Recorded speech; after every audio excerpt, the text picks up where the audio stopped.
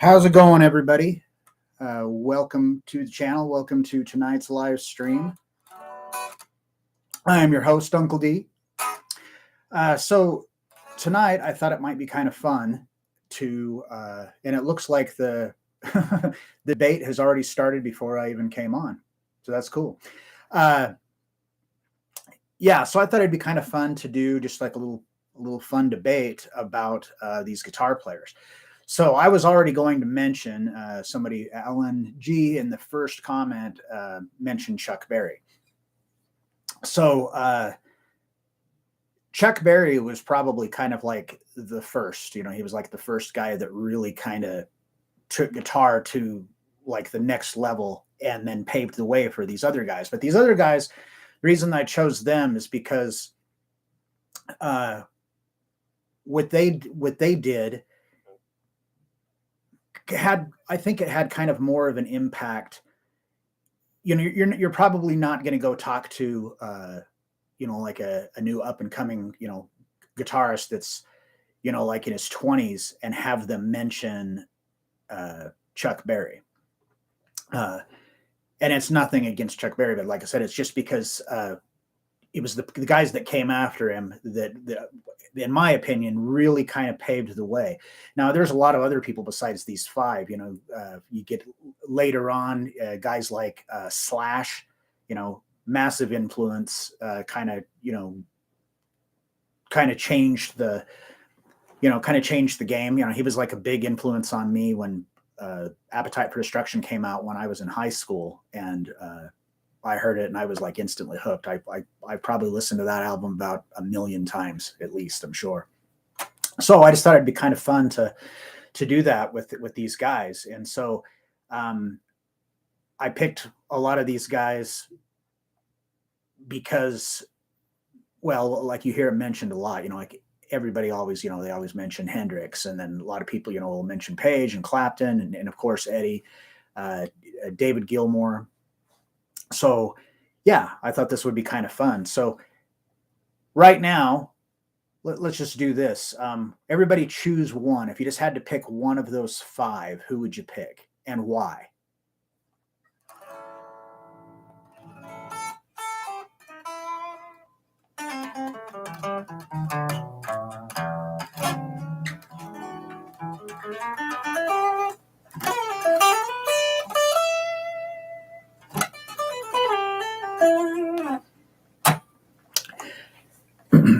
Then also kind of thought we could maybe kind of look at some of the pros and cons for each one. And a lot of this stuff is just, it's just subject to opinion. It's not like at the end of the day, none of it really matters. But, I just thought this might be kind of fun. So, yeah, put in the comments there. In the live chat comments, I can't see the other ones that are just on the video at this time. I only have access to the live chat. So in the live chat comments, if you had to pick one of those five, who would you pick and why? Why would you choose them? So like if you decided that you're going to choose Jimmy Page, then give me a reason as to why you've chosen Jimmy Page.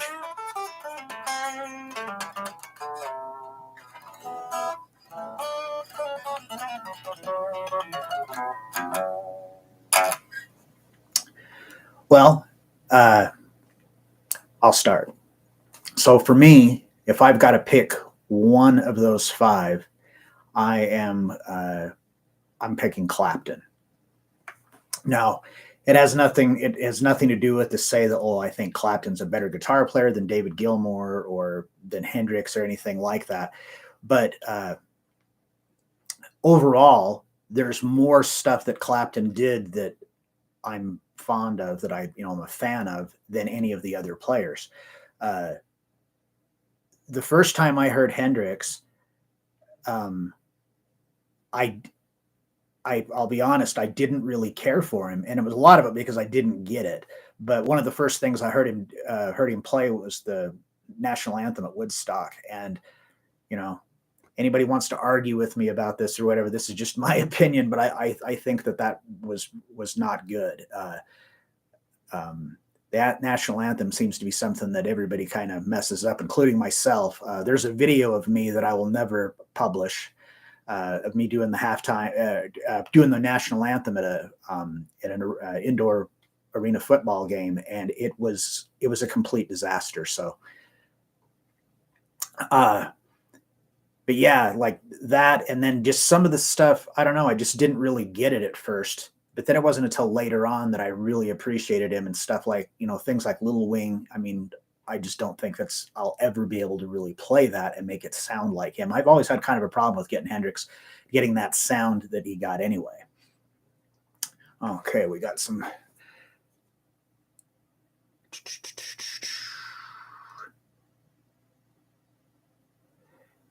So we got one for Hendrix, Jimmy Page for riffs and variety.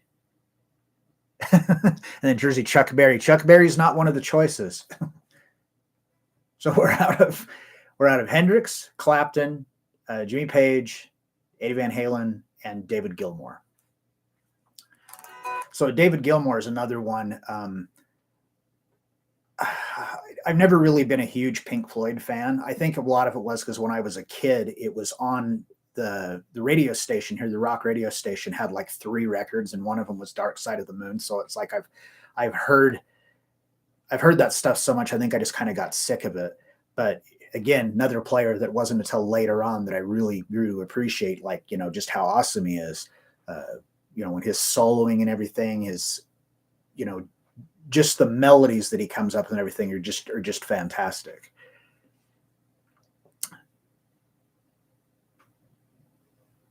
It can't be worse than when Roseanne Barr sang it. Yeah, like I said, it doesn't seem like really anybody does it any justice. It was kind of funny is that when I was getting prepared to do that, to play the national anthem, I went on YouTube and I just watched a whole bunch of videos of different guitar players doing it. And one of the ones that was really funny was Eric Johnson. He was playing it. It was some kind of a baseball game, and he starts off playing the national anthem, and then he just kind of goes off on his own little tangent, and he's just playing. And it was really good. It wasn't like bad, but it wasn't the national anthem. And when the camera panned around to the ball players are all standing there holding their hats over their heart, and they start kind of looking at each other like, what the hell is this guy doing? And he kind of went off like that for a minute or so, and then you literally see the look on his face like, oh yeah, I'm supposed to be doing this. I thought it was really, really funny.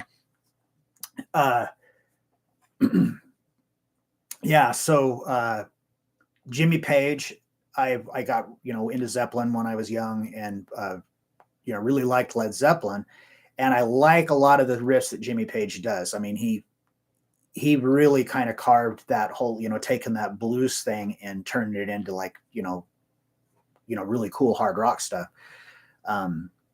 But for me, it's when I hear that solo at the for Heartbreaker, when it's just I don't know, that's my pet peeve with Jimmy Page. But other than that, yeah, I mean, like I think that the riffs that he's done, I've done lots of different lessons and stuff on just like the riffs, the different Zeppelin riffs, Live and Love and Made and Heartbreaker and different stuff like that. And they're all really cool and really awesome stuff.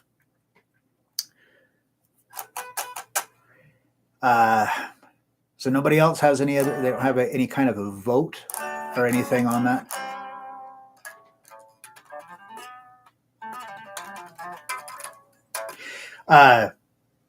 Then of course, like Eddie Van Halen, who again was another guitar player that it took me a while to really get it, what he was doing. I heard like the songs, like You Really Got Me and Running with the Devil and stuff like that would be played on the radio. And then I heard Eruption, and it completely went over my head. I didn't really get it at all when I heard it. And I was just like, oh, that's cool. Like, put one of the songs on again was kind of how I felt about it. But when it wasn't until I actually started learning some of the songs and some of his riffs that weren't the real popular radio ones, like I was playing oh my gosh, a brain fart. What's the name of that song? Oh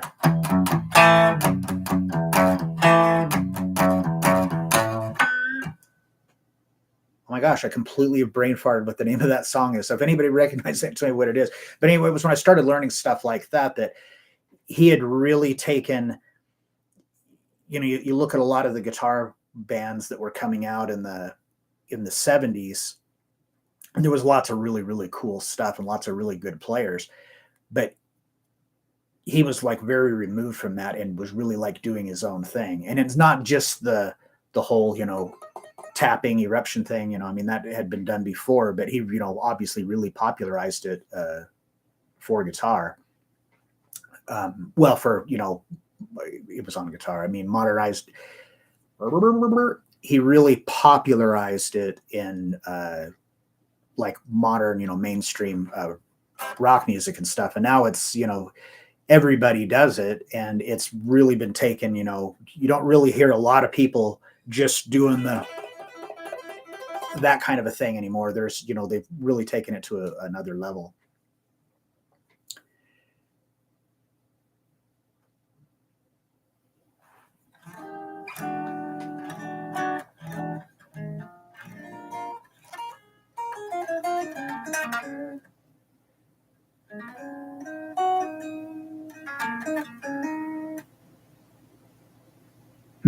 So nobody has any kind of opinion or anything and stuff. I was kind of hoping this would be a thing that maybe we could debate, and maybe I could hear some different reasons as to why you like this player versus that player, or just that, whatever player in particular, and maybe, could turn me on to something that I wasn't aware of, with them or whatever.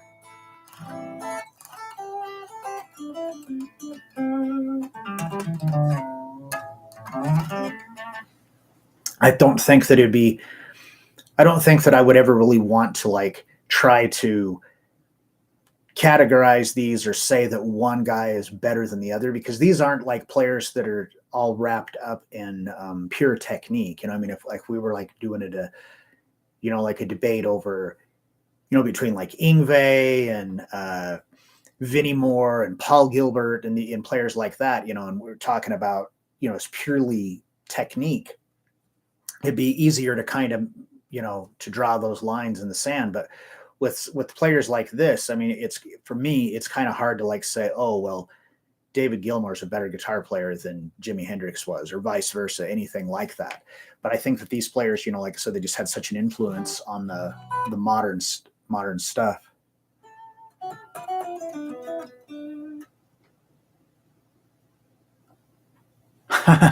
I don't know what to say. I turn comfortably numb up.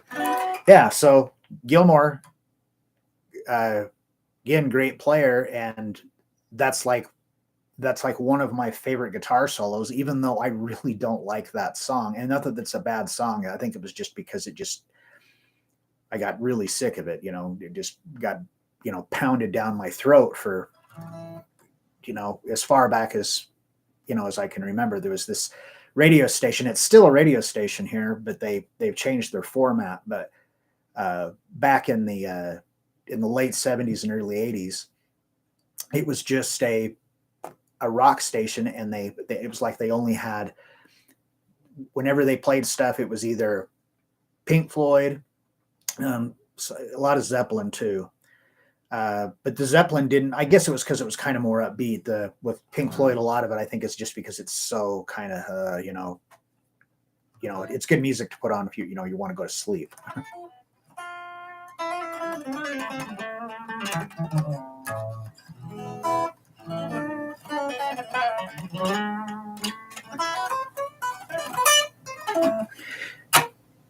Yeah. So,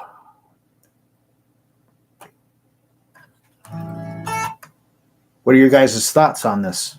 You're all so quiet. It's like we're in church.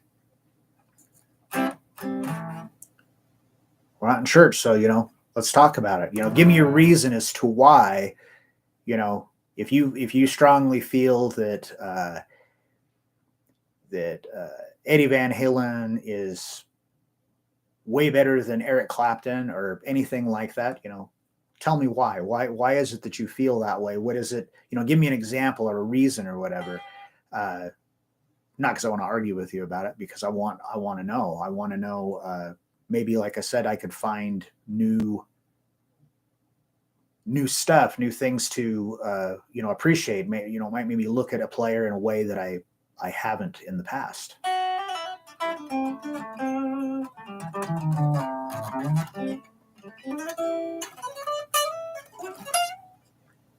Well, I'm an elder, and in church. Okay, a little slow. It took me a minute there.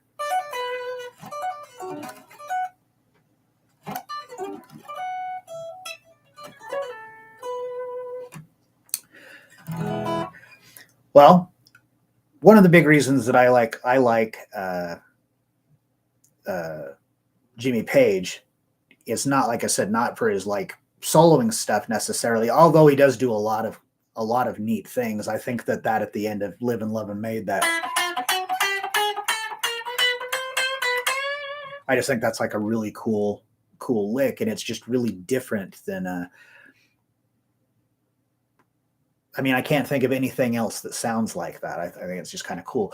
But the thing for him that really did it for me is that I really like guitar riffs that are more based in single notes. And so there's just, so many,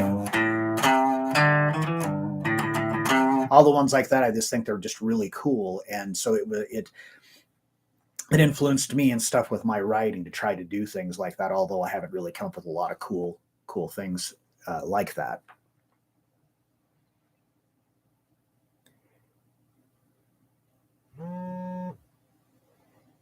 There's so many great guitars. Just depends on the mood I'm in. Yeah. I get that. I'm kind of the same way. Like there's some days that, I want to listen to this versus listening to that or whatever. But for this, it was like I said, I chose these 5 players because I wanted it to be, I feel like that they're the ones that like came after, like players like Chuck Berry that really kind of paved the way. And then, like Clapton and Page and Gilmour, they're still going, to this day. So it's just like pretty cool.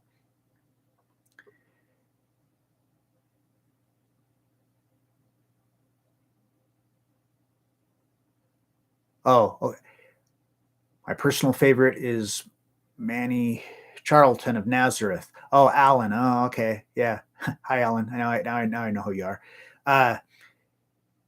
Yeah. So see, that's the thing, is that like he's a great player, but he's not. You never really hear him mentioned when Rolling Stone does the list of best guitar players and stuff.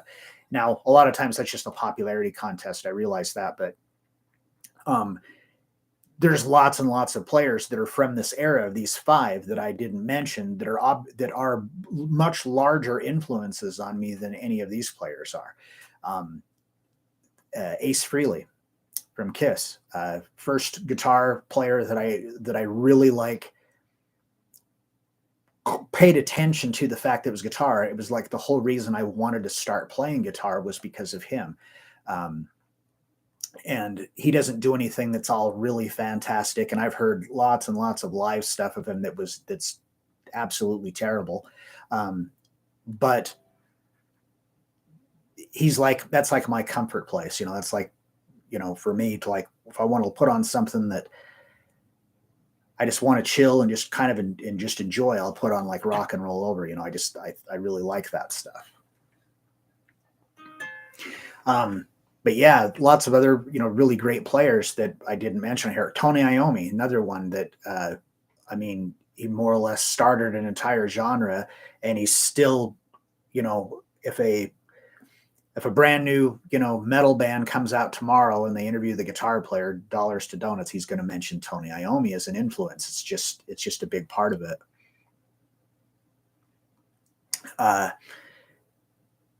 Oh yeah, sorry, Ricky Johnson, Tony Iommi is great. So I don't know if you put that before I started saying it.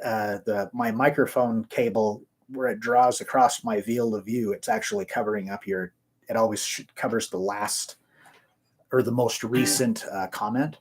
So yeah, I'm not sure if that was on there before, but yeah, Tony Iommi, huge influence on me. I'm a big Black Sabbath fan, but I didn't put him on here because this is more just, I don't want it to like niche it down to just metal. It's just more or less just kind of, rock guitar and guitar in general. I mean, Clapton, he did rock, but he's also an amazing blues player.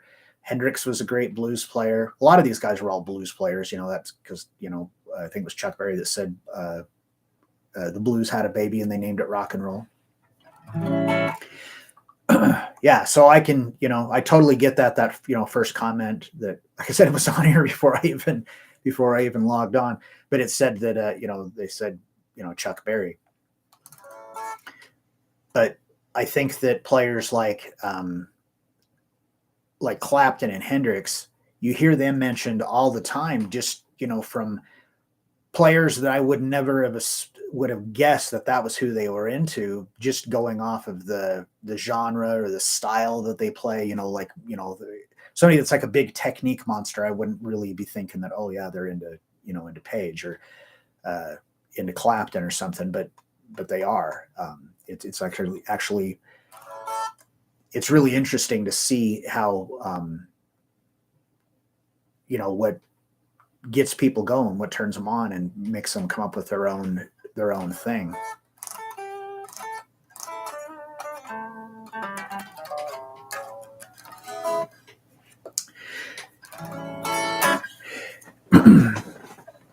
Yeah, well,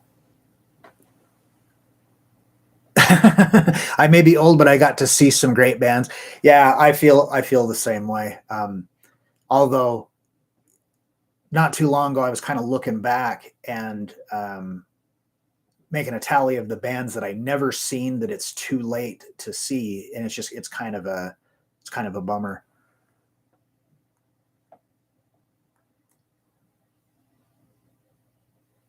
Hubert Summerlin. Okay, refresh my memory as to who that is. I know that name, but I can't place him.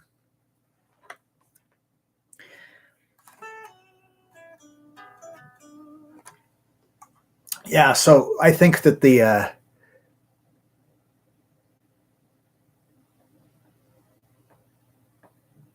character who played with Nugent, forgot his name.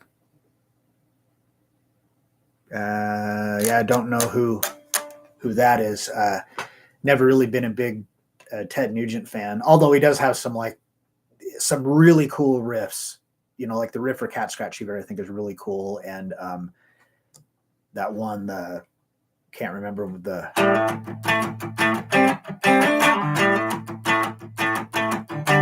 Can't remember the name of that song, but that's like a really cool riff too. Oh, from Brazil. Hello. So what? Also sang Cat Scratch Fever, not Nugent. Yeah, Stranglehold. Thank you. God, I don't know. This has been a long day. Tuesdays is the day that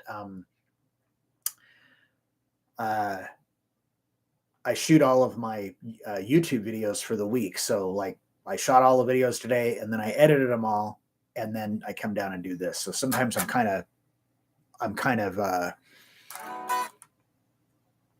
spent by the time I get down here, and I don't really I don't plan these out in advance too much. And anyhow, I was earlier today, I was like, man, what am I going to do? And when I was talking to one of the other guys at Guitar Control, and he had this idea, and I thought, oh, this could be kind of cool, because I really enjoy it when I come on here and you guys are interact, and we get a chat.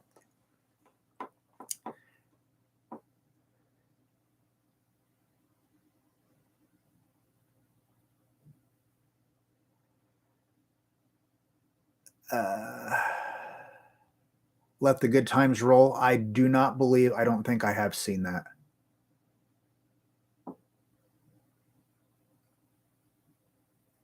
But yeah, like speaking of that, so there's another guitar player that when you said Good Times Roll, dude from the Cars, and I just had his name and I brain farted it. Elliott Easton.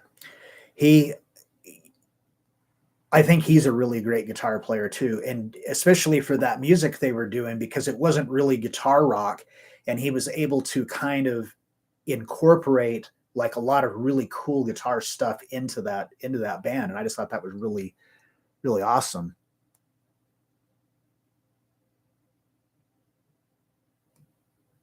Derek St. Holmes.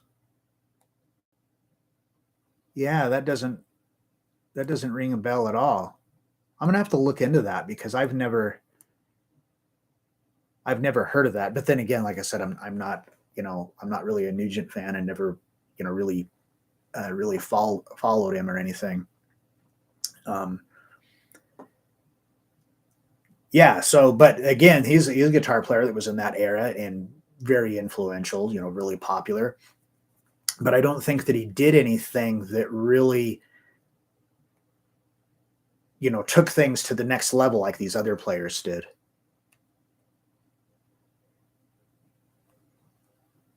Really? He sang Stranglehold too? I gotta check that out, because I always thought it was Nugent. But then again, like I said, I don't know. My older brother liked Nugent. He had that Double Live Gonzo album, and I used to hear that a lot when I was a kid, coming from his room. But I just never really got into it. Jimmy Page, your hero? Yeah, see, Jimmy Page, he he's good and wrote lots of really cool stuff. And I think that where he was really kind of innovative also was the alternate tunings and stuff, because that was, it's been around for a long time, but it hadn't been really, to my knowledge anyway, had been really used a lot in like rock music. So I really feel like that he had kind of did a lot for that.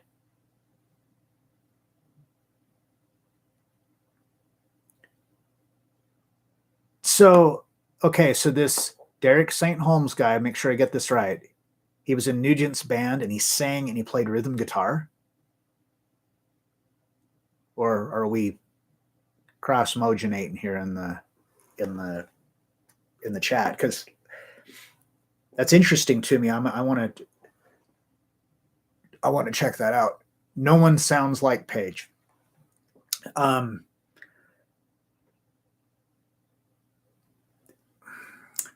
Well, I guess I'd have to agree to a point that he has his own voice. That was another thing, is that these players all had like their own voice, where there's always imitators, but they had like their own voice, their own sound, really unique.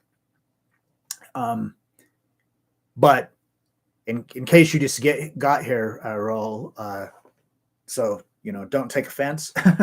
But yeah, for Page, for me, it's just whenever I hear that, that solo in Heartbreak, or he's like,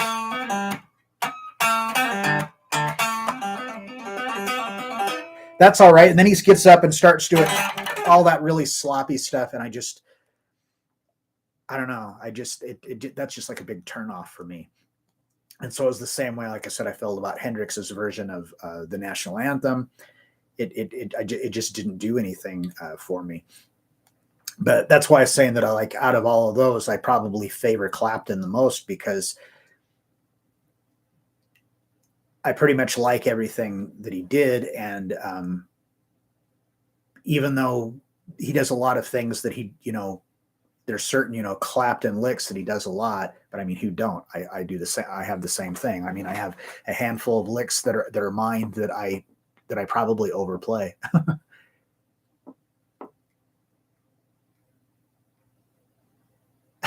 Greta Van Fleet.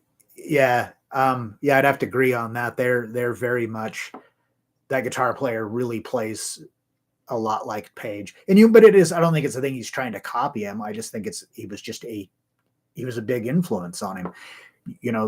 The people that influence you, it comes out in your playing. I don't really notice the stuff with my playing until I listen back with something that's recorded, especially if I improvise something. I'll usually, like in the studio, when it's time to lay down a guitar solo, I usually will improvise it first. And then I'll go back and listen to it and then pick out parts that I like. I'm not really good at sitting down and trying to compose it a piece at a time. It's better if I kind of do it off the cuff. But when I do that, a lot of times I'll hear things like the Ace Frehley-ish sounding bending. That'll do some licks and vibrato, a lot of stuff that, vibrato from Ace Frehley, but from Slash. And I didn't even really think that he was like really an influence, but I think it was just because I didn't listen to them thinking, oh, this guy's just such an amazing guitar player. I mean, I liked him. I thought he was good. I just thought the band was great. And so I just think it was just always hearing that in the background, even though in like my band, it's a completely different style of music than what GNR was, but you can hear the Slash influence in there.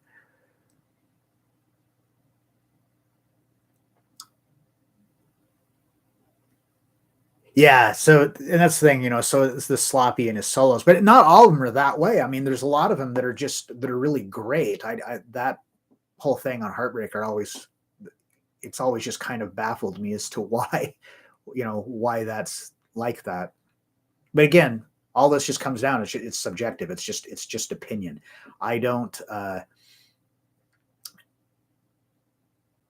I no longer, because I did this a lot when I was young, and I think everybody goes through that stage where it's not music, it's a sport, and so it's like becomes very competitive, and that competition can be good when you're younger because it can advance your skills. Me and my friend Dan went to high school together. Freaking amazing guitar player, and we were really into the whole Shrapnel Records thing. Yngwie wasn't on Shrapnel Records, but Paul Gilbert and Yngwie and Vinnie Moore and Racer X, all that kind of stuff. We were way into that, and we were always really trying to play that stuff, and it was really kind of a pushing thing. But I had some like really strong opinions, that like, oh, well, I remember actually saying this to my friend Mark. I'll never forget this. We were in a record store, and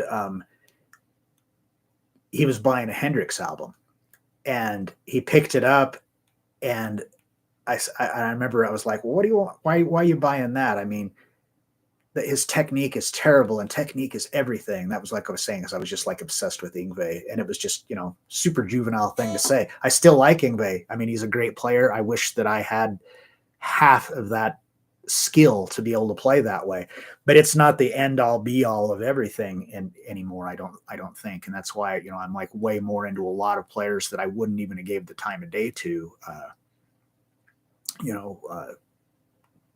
30 years ago. See here. EVH came to America not knowing English. Alcoholic father played drums and piano and is in the top 5 of all-time guitarists. He is my vote for number 1. Okay, great. Like I said earlier, he was another one of those players that I didn't get when I first heard. I was more kind of just into their music, and I still kind of that way. Eddie is not, he's not really an influence on me as far as like riffs and soloing and stuff. I've never really tried to learn any of his solos. I mean, I can play the one for Ain't Talking About Love, but like any of the other stuff, I never really tried to learn any of that kind of stuff. And I learned some of his riffs. It was, for me, it was more of the songs and the songwriting. I just, I really liked a lot of that stuff. And I think that it was really awesome. This is probably a point that I could say influence for me with him is that what he did with the cover songs they did, like Pretty Woman. You listen to the original, not that there's anything wrong with it, but I'm just saying you listen to the original version of it, and it's pretty far from being like a hard rock song. And then Eddie's rendition of it is just freaking great. The same thing with You Really Got Me. The Kinks, were kind of really starting on that whole, they're pioneers of rock and hard rock, but their Van Halen's version of it just, really kicked it to another level. So that was an influence on me to want to do that. If I do covers or anything, is to try to kick it up to the next level. Let's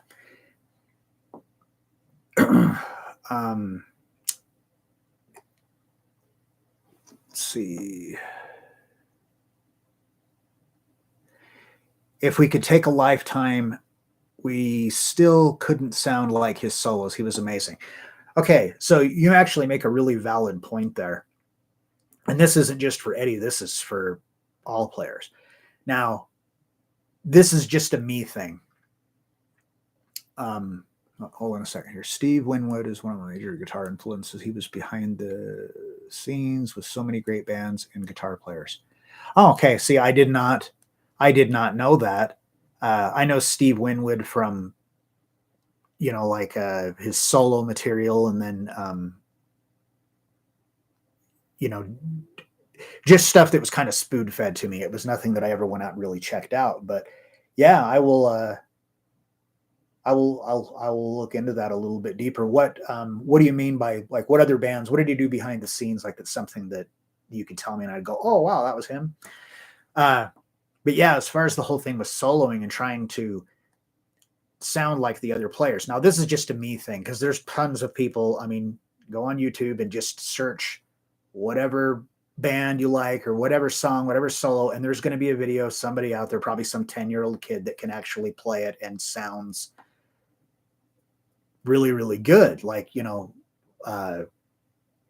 really authentic.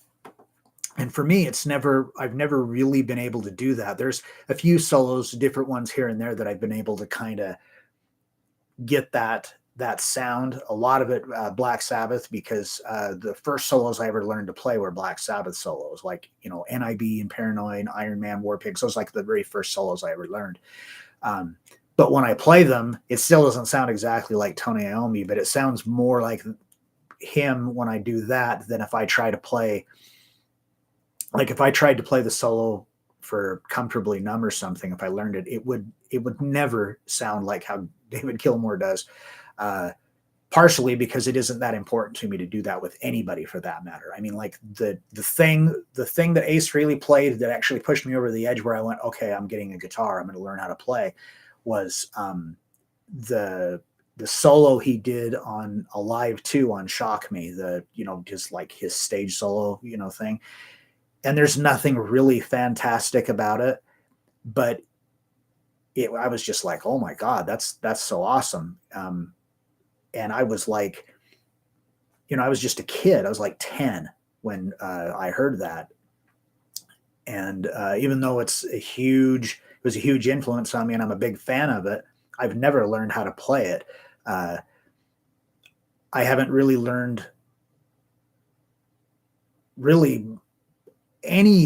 I've learned a few licks, here and there and stuff. And then more of the leads and melodies from Kiss that I learned more than Ace Frehley, or mostly the Paul Stanley stuff. Because I think Paul Stanley's he's an incredible songwriter, super underrated songwriter. Everybody like, oh, they immediately stereotype Kiss, because they, wore makeup and wore crazy clothes and had a big stage show and stuff, saying that they were all image, and that's just completely untrue. they were amazing, and they did a lot of things that were very innovative, especially in recording, and that is still being used to this day. Oh wow, okay, here's some stuff.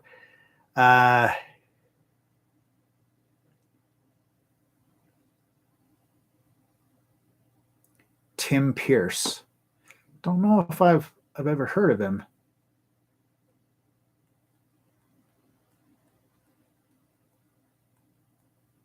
Okay, yeah, I did do that thing with about the blind faith thing. It was just, again, brain fart. Couldn't think of the name of it.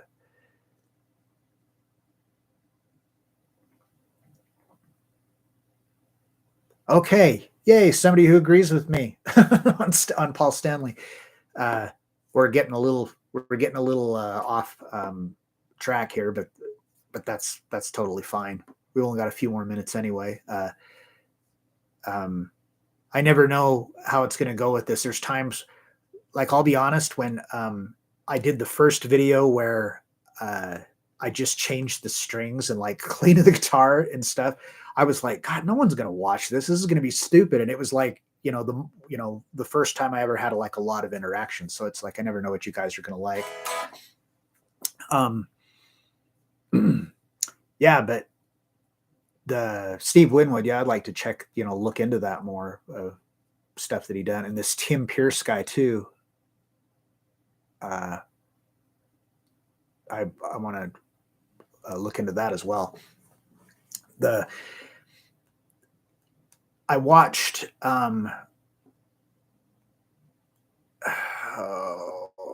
what's that guy?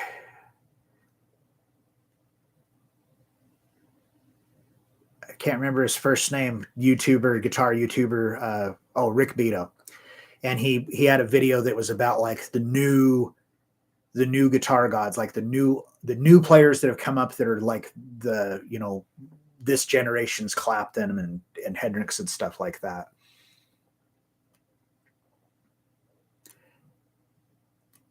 Yeah, Tim Pierce's Knitzel. I'm going to check that out. The Grateful Dead. I'm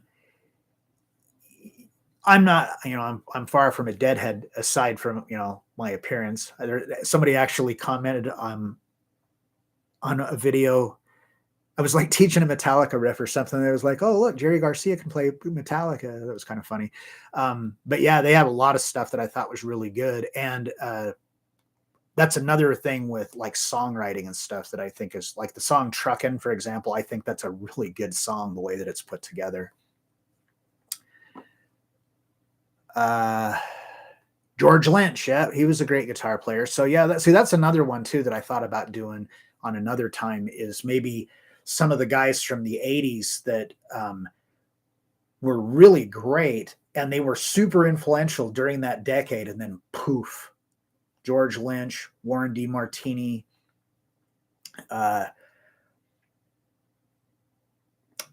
seeing this is why I need notes, just brain farts. I'm old.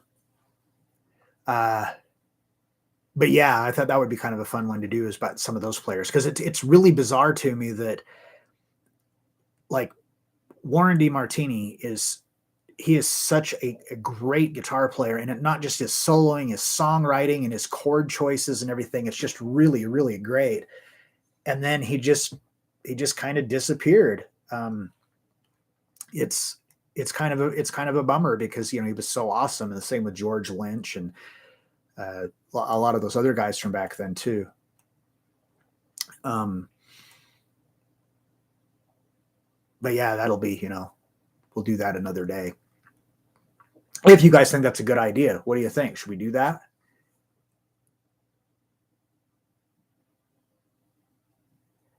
Jared James Nichols. I don't know who that is. I'll have to look that up, because I really like fingerstyle.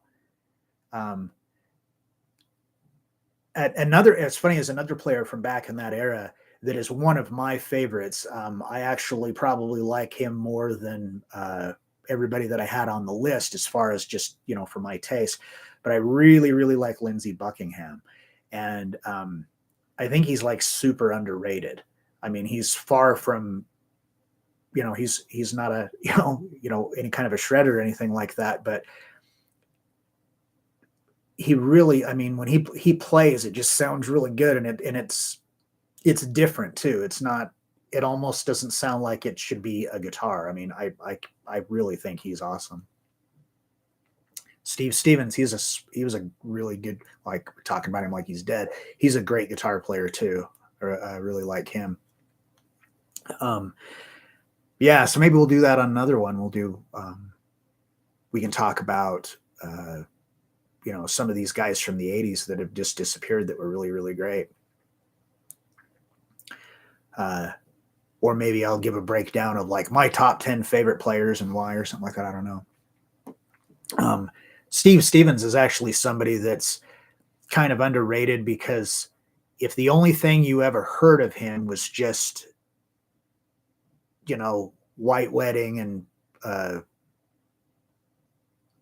Eyes Without a Face, like the popular Billy Idol songs, you wouldn't think he was a bad player, but you wouldn't really, what about it? But man, I've heard some stuff of him that's just absolutely, it was mind blowing to me to hear him play some of like the flamenco and things like that I never would have known that he did. Yeah, Lindsay is super underrated. That's some of my favorite playing is stuff of his, like the Fleetwood Mac album Rumors. Not only is, in my opinion, is the best sounding album as far as the overall sound of it, the way that it was recorded and everything. You can hear every individual little detail of all of the music, of all the instruments, and when you listen to it, it sounds like they're just sitting there in your living room. I mean, to me, it's like that's like the best sonically presented album of all time, in my opinion. But yeah, again, we kind of got a little off track, but that's all good. It's all good. So yeah, we're gonna be wrapping this up. So I didn't put it in the title on this, I don't think, or in the description about the live Q&A, but if anybody has any questions, any guitar related questions or anything, lay them on me, because we're going to be done here in just a few. So if anybody has any questions, Pete Townsend. Okay.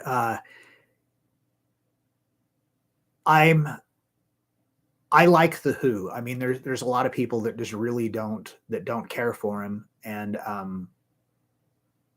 I think that Pete Townsend was a good songwriter, especially with stuff he did with chords. One of the lessons I did today was actually a Pete Townsend riff, and I really dig him. I think that song Behind Blue Eyes is a really well put together song, especially when it goes to the latter part of it. It's almost like it's two songs stuck together, and I dig stuff like that when it's executed really well.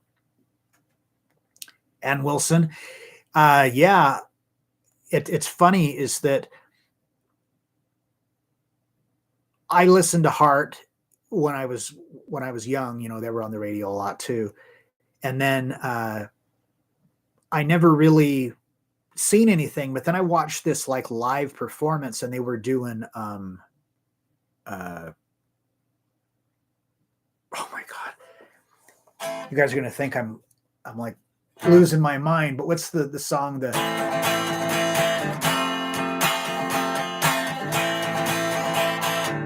what's the name of that Heart song? But anyway, it's got like that really sick intro and stuff, and on this live thing that I was watching, she wasn't playing it. It was like this guy was playing it, and I was like, oh, that's kind of disappointing. I always thought it was her, and then I saw her. I saw it later, and it was, or saw one later, and she was actually playing. So I'm not sure what was up with that, but she's like way better than I ever give her credit for.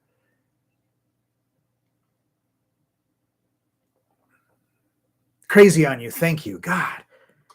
Yeah, I'm losing it. And apparently I'm going into like second puberty. I'm like breaking out like crazy. It's weird. Let's see here.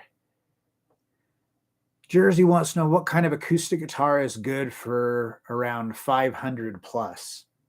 Okay, so 500 and then no limit beyond that. So you're looking for guitars that are between $500 and $20,000. Can you give me a more of a?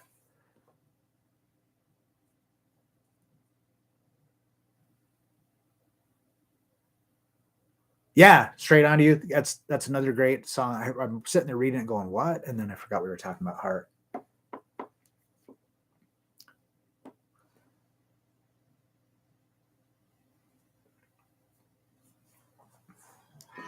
Yeah, Jersey, I kind of need to know what your max, what you want to spend is. Because what I always tell anybody when they're looking to buy an acoustic guitar, if you can afford it, get a Taylor. Even $700, okay, you can.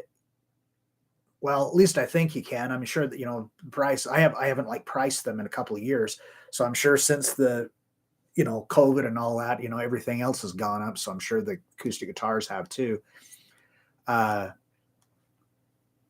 You can, there were like some of their, lower end guitars, but they're still really good. The Baby Taylor, you can get those for really cheap, and it's a small guitar, but they still sound awesome. Yeah, with inflation, you might need more. But yeah, and then also like maybe not new, like look, check for used, look on, Facebook Marketplace or, whatever you have in your area, whether it be Craigslist or, some kind of a thing where people, offer up or whatever. There's some like freaking good deals I've seen come up before for those. And you know what? I would just kind of sit back and wait. I mean, I'm pretty biased towards Taylor considering I don't own one and I probably won't ever because I'm like really poor. Unless you guys want to start, start a a GoFundMe or something to buy me a Taylor. That'd be cool. I'd be down for that. Yamaha is the best for the money. I have to agree with you on that, especially, for cheaper guitars. That's why I always tell students, like if they're just starting out and they want to buy a guitar, what kind of a guitar should they get? They want an acoustic guitar. I tell them, well, you don't know if you're going to really want to stick with it. So I wouldn't go out and, buy a Martin or something, but Yamaha, they best bang for your buck for the cheaper guitars. I have to agree on that. That Fender, I really don't know much about it. My experience with Fender acoustic guitars is I did a restoration on it was like a 62 or a 64 Fender 12-string acoustic. And then I've had a bunch of students that have had those Fender acoustics that you can buy at like Costco, I think. And they're all right. They're not really a Fender. They're, something they just slap the Fender name on them. How much is the Taylor that I want? I'll donate 20. Oh, well, thank you. A Martin Johnny Cash for 600. I didn't know that he had his own model, but that's kind of cool. Yeah, I don't remember what the model of the Taylor is that I really liked. It was the one that I'd have to look it up, but I had a student that had one, and I wanted a little bit different version of what he had. It had no cutaway, no electronics. It was like $2,500. It sounds absolutely amazing. He lets me borrow it, like for when I do studio work with acoustic guitar, because it just sounds amazing. But I want one with a cutaway, and that's got a pickup in it too. But yeah, when I was like actually going and looking at them, I wasn't, looking at, $3,000 ones, because there's just no, unless I win like the lottery or something, that's never going to happen. But some of the cheaper ones, they were right around $700, and they're great.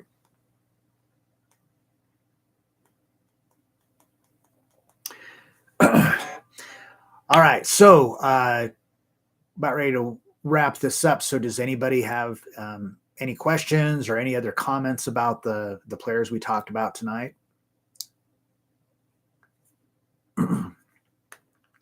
In the meantime, I'd like to thank everybody that came out. I totally spaced doing this again.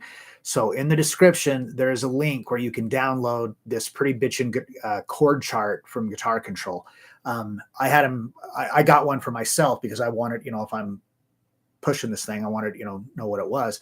And anyhow, it's actually really cool. It's broke down into different sections of, major chords, minor chords, seventh chords, minor seventh, major seventh, dominant seventh, ninth chords, all the different stuff like that. And it's all on one page. It's very clear, easy to read. It's organized really well. So you can print it off and put it on your wall and kind of always have access to it. I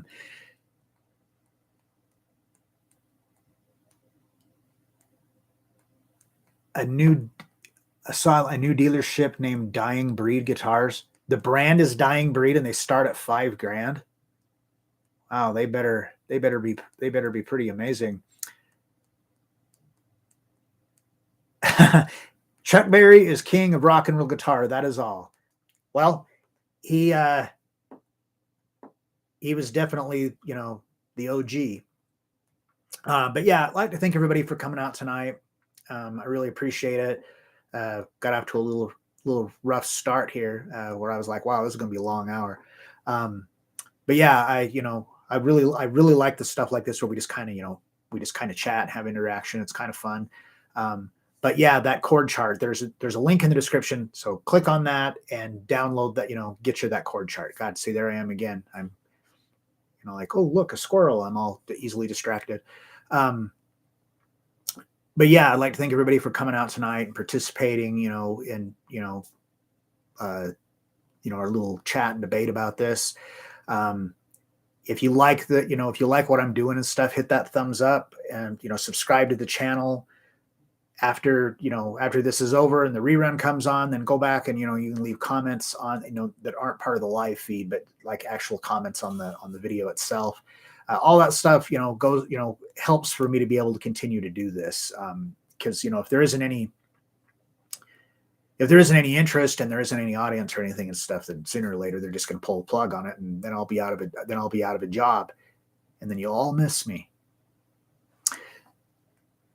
Oh, great. Thank you. I appreciate it. Ricky. Oh, look, a hot babe. Unfortunately, there isn't any around here to look at. I could just be distracted by, oh, look, a guitar, or, oh, look, my walk-in closet that's just jammed full of guitar parts and amplifier parts and probably a fire hazard. But yeah, thank you. I really appreciate it, everybody. Thanks for coming out. I will be back tomorrow.